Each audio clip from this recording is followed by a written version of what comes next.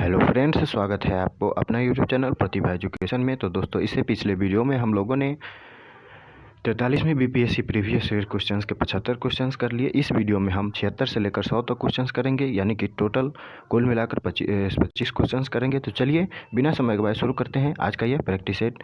तो दोस्तों, इसमें पहला क्वेश्चन है इस वीडियो का, और इस प्रैक्टिस सेट का क्वेश्चन नंबर 76 है। भारत योजना अवकाश यानी कि प्लान हॉलीडे होना चाहिए, तो होना चाहिए 1966 से लेकर 69 में, क्योंकि 1966 से लेकर 69 में 1965 और 1962 और 65 में चीन और पाकिस्तान से युद्ध होने के बाद 1966 से 69 में योजना अवकाश रहा था। नेक्स्ट क्वेश्चन है क्वेश्चन नंबर 77। तो क्वेश्चन नंबर 77 कह रहा है कि विश्व व्यापार संगठन के यानी कि WTO के प्रथम अध्यक्ष हैं। तो प्रथम अध्यक्ष थे उसमें पीटर सदरलैंड। इसका आंसर बी होगा, पीटर सदरलैंड WTO के प्रथम अध्यक्ष थे। नेक्स्ट क्वेश्चन है क्वेश्चन नंबर 78। क्वेश्चन नंबर 78 है कि WTO अस्तित्व में आया, तो ये जनवरी 1995 में अस्तित्व में आया और इसके प्रथम अध्यक्ष पीटर सदरलैंड थे। नेक्स्ट क्वेश्चन है क्वेश्चन नंबर 79। क्वेश्चन नंबर 79 का है कि नाबार्ड उधार देता है। नाबार्ड किसको उधार देता है?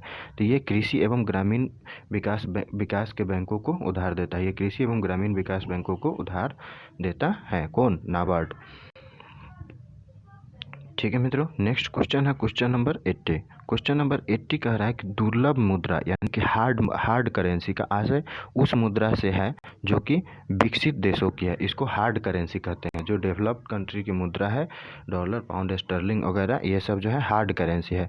तो अंतर्राष्ट्रीय बाजार में यानी कि इंटरनेशनल मार्केट में जिस मुद्रा की पूर्ति की तुलना में मांग अधिक होती है वह दुर्लभ मुद्रा कहलाती है। विकसित देशों की मुद्रा हार्ड करेंसी या दुर्लभ मुद्रा कहीं जाती है। ठीक है मित्रों, नेक्स्ट क्वेश्चन है क्वेश्चन नंबर 81।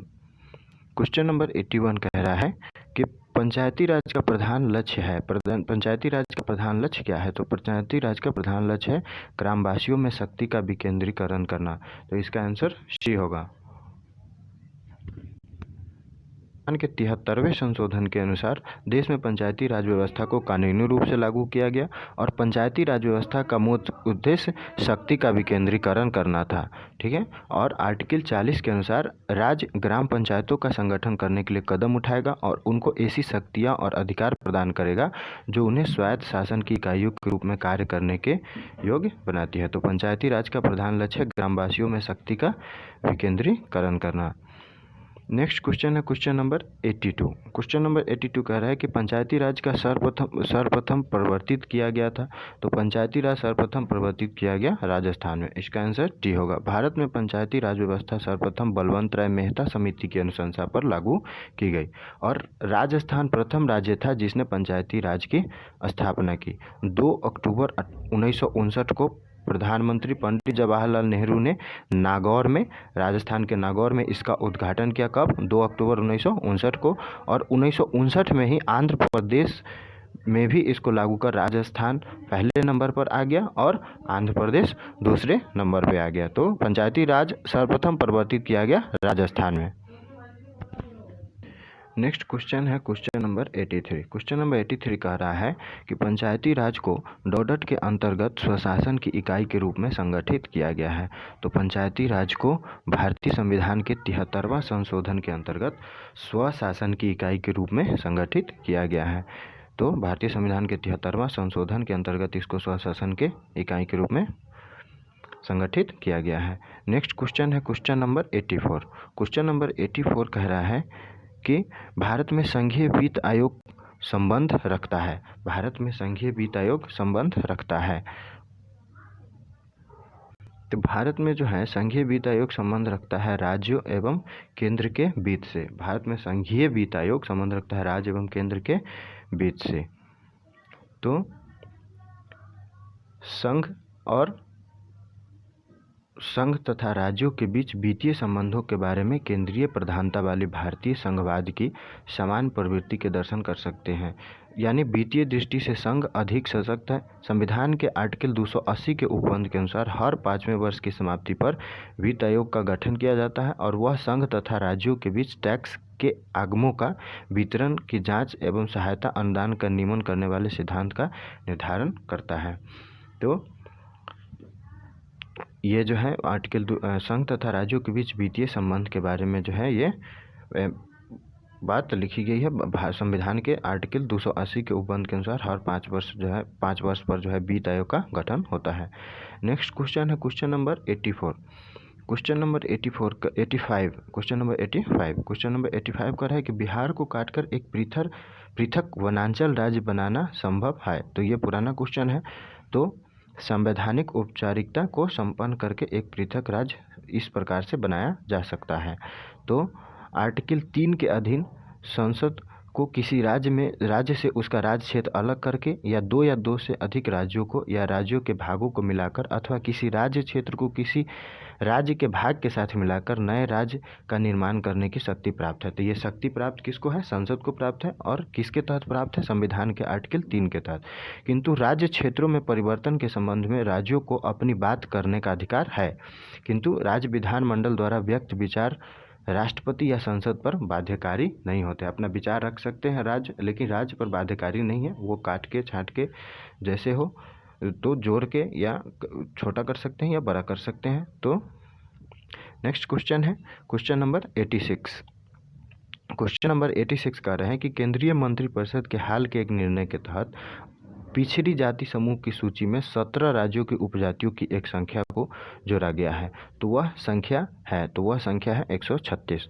आर्टिकल 16 के 4 में, यानी कि संविधान के आर्टिकल 16(4) में क्लॉज 4 में राज्यों को नागरिकों के किसी पिछड़े वर्ग में जिनका प्रतिनिधित्व तो राज्य की राय में राज्य के अधीन सेवाओं में पर्याप्त नहीं या नियुक्ति या पदों के आरक्षण के लिए विशेष उपबंध करने का अधिकार देता है। किसको? राज्य को। ये आर्टिकल 16(4) के अनुसार। इसके अनुसार यह है कि यदि कोई नागरिक जो पिछड़े वर्ग में है और जिनका प्रतिनिधित्व राज्य के अधीन सेवा में पर्याप्त नहीं है तो उसके नियुक्ति पद के लिए आरक्षण के उपबंध जो है राज्य कर सकता है। नेक्स्ट क्वेश्चन है क्वेश्चन नंबर 87। क्वेश्चन नंबर 87 कह रहा है कि भूमि सुधार डॉडट के विषयों के अंतर्गत आता है। तो भूमि सुधार यानी कि लैंड रिफॉर्म्स ये राज्य सूची के अंतर्गत आता है, स्टेट लिस्ट के अंदर। तो भारतीय संविधान की 7वीं अनुसूची में वर्णित राज्य सूची के अंतर्गत भूमि सुधारों को शामिल किया गया है और भूमि सुधारों के उपायों को कारगर बनाने के लिए 9वीं अनुसूची का प्रावधान किया गया है। 7वीं अनुसूची में जो है राज्य सूची के अंतर्गत भूमि सुधार को रखा गया है और 9वीं अनुसूची में जो है इस सुधार के उपाय को कारगर बनाने का प्रावधान किया गया है। नेक्स्ट क्वेश्चन है क्वेश्चन नंबर 80। क्वेश्चन नंबर 88 कह रहा है कि निम्नलिखित देशों में कौन सा देश सार्क का सदस्य नहीं है। तो सार्क का सदस्य इसमें चीन नहीं है। बाकी म्यांमार, मालदीव, भूटान ये सार्क का सदस्य है, इसमें चीन नहीं है। तो सार्क यानी कि दक्षिण एशियाई क्षेत्रीय सहयोग संघ की स्थापना 7-8 दिसंबर 1985 ईस्वी को की गई थी। इसके सदस्य भारत, पाकिस्तान, बांग्लादेश, नेपाल, भूटान, श्रीलंका और मालदीव है और इसका मुख्यालय जो है वो काठमांडू में है। ठीक है मित्रों। नेक्स्ट क्वेश्चन है क्वेश्चन नंबर 89। क्वेश्चन नंबर 89 कह रहा है कि विश्व में किस देश ने स्वयं को हिंदू राष्ट्र घोषित किया है। तो ये नेपाल है। तो इसका आंसर बी होगा। नेपाल ने स्वयं को हिंदू धर्मावलंबी राष्ट्र घोषित किया है। यह विश्व का एकमात्र हिंदू राष्ट्र है। ठीक है मित्रों। नेक्स्ट क्वेश्चन है क्वेश्चन नंबर 90। क्वेश्चन नंबर 90 कह रहा है कि गुटनिरपेक्ष आंदोलन यानी कि नॉन एलिगमेंट मूवमेंट के नेता कौन से देश के थे। तो ये भारत के थे। तो नाम जिसे कहते हैं नॉन एलिगमेंट मूवमेंट, इसके नेता जो है भारत के थे। इस आंदोलन की शुरुआत साल 1961 में बेलग्रेड सम्मेलन के द्वारा हुई और इसके संस्थापक नेता में पंडित जवाहरलाल नेहरू, कर्नल नासिर एवं टीटो थे। और इस आंदोलन का मुख्य लक्ष्य जो था वो लोकतंत्र, विनिवेशीकरण और विकास, निःशस्त्रीकरण एवं शांति था। यानी बिना शस्त्र के विकास और लोकतंत्र का विनिवेश और शांति। इसके लिए जो है नॉन गुटनिरपेक्ष आंदोलन शुरू हुआ कब? सन 1961 में बेलग्रेड सम्मेलन में। नेक्स्ट क्वेश्चन है क्वेश्चन नंबर 91। क्वेश्चन नंबर 91 कह रहा है कि इन देशों में से कौन सा देश संयुक्त राष्ट्र संघ का परमानेंट सदस्य नहीं है, यानी कि अस्थाई सदस्य नहीं है। तो इसमें जर्मनी जो है अस्थाई सदस्य नहीं है। बाकी जो है यूनाइटेड किंगडम यानी कि ब्रिटेन, चाइना, फ्रांस ये सब अस्थाई सदस्य है। संयुक्त राष्ट्र संघ में 5 गो अस्थाई सदस्य है और जो कि संयुक्त राज्य अमेरिका है, ब्रिटेन है, फ्रांस है, रसिया है और चीन है। तो 5 गो अस्थाई सदस्य है, बाकी बाकी जो है 15 को अस्थायी सदस्य होता है। नेक्स्ट क्वेश्चन है क्वेश्चन नंबर 92। क्वेश्चन नंबर 92 कह रहा है कि वह कौन एकमात्र भारतीय है जिसको ग्रेट ब्रिटेन में लॉर्ड का खिताब दिया गया है। वे कौन एकमात्र भारतीय जिसको ग्रेट ब्रिटेन में लॉर्ड का खिताब दिया गया है, तो यह है स्वराज पाल, ये स्वराज पाल है। नेक्स्ट क्वेश्चन है क्वेश्चन नंबर 93। क्वेश्चन नंबर 93 कह रहा है कि आंत के रोग के निदान में निम्न किरणों का उपयोग किया जाता है। तो आंत के रोग के निदान में एक्स किरणों का उपयोग किया जाता है, तो इसका आंसर ए होगा। नेक्स्ट क्वेश्चन है क्वेश्चन नंबर 94। क्वेश्चन नंबर 94 कह रहा है कि प्रयोगशाला में सर्वप्रथम डीएनए का संश्लेषण किया था, किसने किया था, तो ये किया था डॉक्टर खुराना ने। प्रयोगशाला में सर्वप्रथम डीएनए का संश्लेषण किया था डॉक्टर खुराना ने। डॉक्टर हरगोविंद खुराना भारतीय मूल के अमेरिकी वैज्ञानिक थे जिन्होंने जीन का कृत्रिम संश्लेषण किया। इसके लिए उनको नोबेल पुरस्कार भी प्राप्त हुआ। तो ये हरगोविंद खुराना जी जो है भारतीय मूल के अमेरिकी वैज्ञानिक थे। नेक्स्ट क्वेश्चन है क्वेश्चन नंबर 95। क्वेश्चन नंबर 95 कह रहा है कि जैव विकास को सर्वप्रथम किसने समझाया, तो जैव विकास को सर्वप्रथम समझाया लैमार्क ने। जैव विकास को सर्वप्रथम लैमार्क ने अपनी पुस्तक फिलॉसफी जूलॉजिक में दिया, और इसके द्वारा दिया गया सिद्धांत उपार्जित लक्षणों की वंशागति का सिद्धांत लैमार्कवाद कहलाता है। तो इन्होंने अपने बुक फिलॉसफी जूलॉजिक में जो है जैव विकास को समझाया। नेक्स्ट क्वेश्चन है क्वेश्चन नंबर 96। क्वेश्चन नंबर 96 कह रहा है कि प्रकाश संश्लेषण के लिए कौन सी गैस आवश्यक है, तो प्रकाश संश्लेषण के लिए कार्बन डाइऑक्साइड आवश्यक है। हरे पेड़ पौधे स्वपोषी होते हैं, ये प्रकाश संश्लेषण द्वारा भोजन तैयार करते हैं।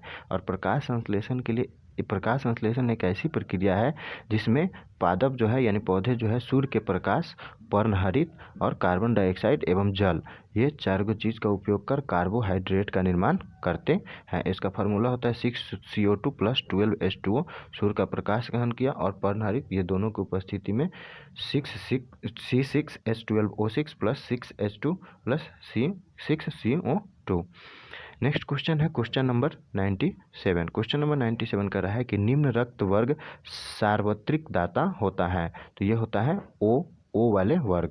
तो मनुष्य के रुधिर को 4 वर्गों में बांटा गया है जिन्हें ए बी और ओ वर्ग कहते हैं। इसमें ओ वर्ग सार्वत्रिक जाता है क्योंकि इसमें कोई प्रतिजन यानी कि एंटीजन नहीं होता। नेक्स्ट क्वेश्चन है क्वेश्चन नंबर 98। क्वेश्चन नंबर 98 कह रहा है कि पुरुष जीन संगठन होता है, तो पुरुष जीन संगठन होता है XY। मनुष्य एक लिंगी जीव होता है जिसमें गुणसूत्रों की संख्या 23 + 23 46 होती है, जो माता एवं पिता दोनों से प्राप्त होते हैं। मादा में XX गुणसूत्र तथा नर में XY गुणसूत्र होते हैं। जब गुणसूत्र XX मिलता है तो मादा पैदा होती है यानी कि बेटी जन्म लेती है, और जब XY मिलकर युग्म बनाता है तो नर यानी कि बेटा जन्म लेता है। इसलिए लिंग निर्धारण में पुरुष महत्वपूर्ण भूमिका निभाते हैं। नेक्स्ट क्वेश्चन है क्वेश्चन नंबर 90। क्वेश्चन नंबर 90 कह रहा है कि प्रकाश संश्लेषण होता है, तो प्रकाश संश्लेषण जो होता है वो केवल दिन में होता है। हरे पेड़ पौधे स्वपोषी होते हैं और ये प्रकाश संश्लेषण द्वारा भोजन तैयार करते हैं। प्रकाश संश्लेषण एक ऐसी प्रक्रिया है जिसमें पौधे जो है पादप जो है सूर्य के प्रकाश, पर्णहरित, कार्बन डाइऑक्साइड और जल का उपयोग कर कार्बोहाइड्रेट बनाते हैं। और इसका फार्मूला 6CO2 + 12H2O। सूर्य के प्रकाश और पर्णहरित की उपस्थिति में C6H12O6 + 6H2 + 6O2 CO2 बनाते हैं। नेक्स्ट क्वेश्चन है और इस वीडियो का अंतिम क्वेश्चन है क्वेश्चन नंबर 100। धोने के सोडे का रासायनिक सूत्र है, तो इसका रासायनिक सूत्र है Na2CO3। धोने के सोडे का रासायनिक सूत्र Na2CO3 है जिसे सोडियम कार्बोनेट कहा जाता है। तो धोने के सोडे का सूत्र क्या है, Na2CO3। तो चलिए दोस्तों मिलते हैं नेक्स्ट वीडियो में, तब तक के लिए दीजिए इजाज़त, धन्यवाद।